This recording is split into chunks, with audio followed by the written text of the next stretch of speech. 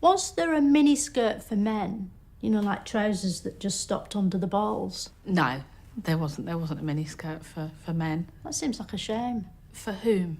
For men, so they didn't feel left out, you know. And it must be nice to have that sort of air circulating.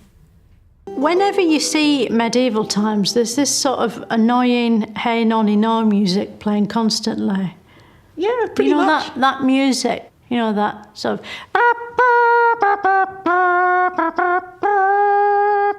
Yeah.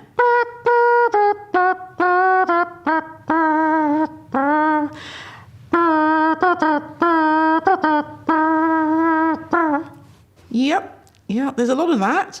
Medicines means we can treat everything from made-up diseases like the plague to modern epidemics like allergicness to bread. Their music turned psychopathic. Rather than churning out more simple love songs, thanks to psychopathic drugs, the Beatles began to sing about deeper, more meaningful things. We all live in a yellow submarine.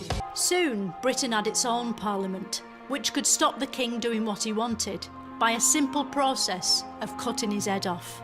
Yellow submarine, yellow submarine. The Beatles created some incredible music whilst they were on drugs. Did they not have dope testing back then? How come they weren't disqualified from the charts? Well, as a matter of fact, there were songs they did that the BBC, who in those days were most of the radio stations, thought were references to drug taking, so they did ban them from the charts. It's weird that the Beatles' LSD songs are so happy, isn't it? Because World to an End will come in 1881, a claim which has recently been debunked by experts through a careful process of looking around and seeing the world still here. For years we've asked questions like, is there a meaning to life? How did those shoes get in my fridge? LSD isn't always a happy experience.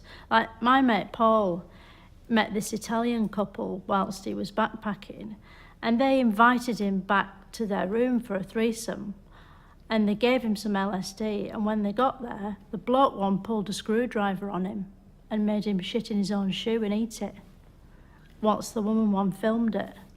And that's a side of drug use that Paul McCartney doesn't sing about, isn't it? The pill, a condom you could eat, a sort of get-out-of-child-free card that meant at last women could have sex for fun with any man of their choosing for 2 or 3 minutes until he spaffed off, rolled over and went to sleep.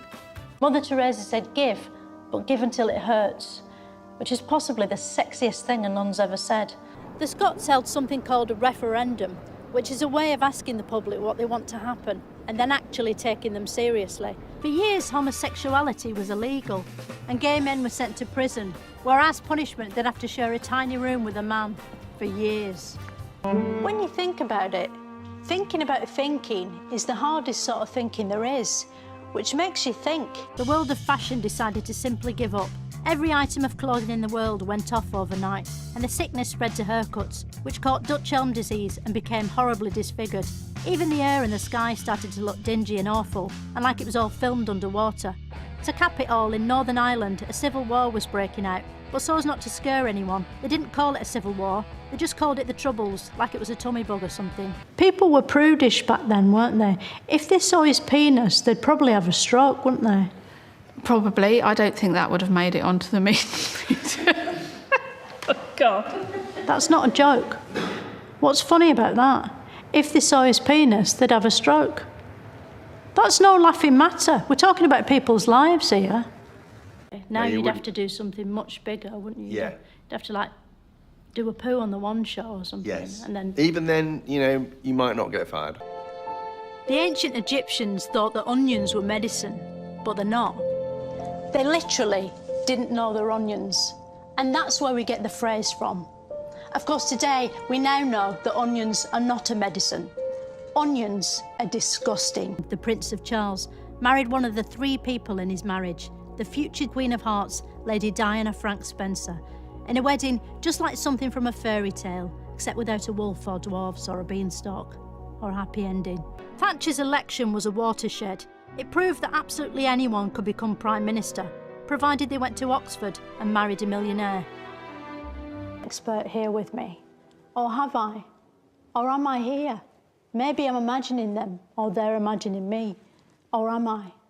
Hello, philosophy lady. Now, is Britain at an important moment in history, or a significant one? I'd say really important. Not significant. Well, both. What if you had to choose one? Important. Not significant. Just because it's important doesn't mean they can be both. They can be important and significant. Not in this. Okay. You have to choose one. If I'm going to choose one, Yeah. I'll choose important. So it's not significant. They also went on hunger strike, sparking the cool fad for women's diets that continues to this day. Mrs. Thatcher immediately fought back by bravely ordering troops to fight and die on her behalf. Not everyone thinks climate change is real. This hot topic has split the science community straight down the middle, 90-10, because all the coins were about to implode in a financial crisis, which would become known as the financial crisis. Anyone could get rich, providing they had loads of spare money already, a system still in use to this day. Not everyone wants to live in the sea. You don't have to be a scientist to know that. You just have to have seen The Little Mermaid. She hated it. Diana's death couldn't have come at a worse time for a nation that had just got really into being judgmental about her sex life. The sense of loss was shocking. He called Diana the Peebles Princess. She was the people's princess. Even though she wasn't from Peebles, she was from Norfolk. But sometimes the facts aren't as important as how something sounds. It's all because of the maths. If we took maths out of the equation, it'd be much easier. Couldn't we use something else instead of numbers? I think that actually you're right in a way, that there is too much maths in the way that people think about the economy. And one of the things that occasionally goes wrong is that economists think that they can build... Let's go, girls. Sorry about that.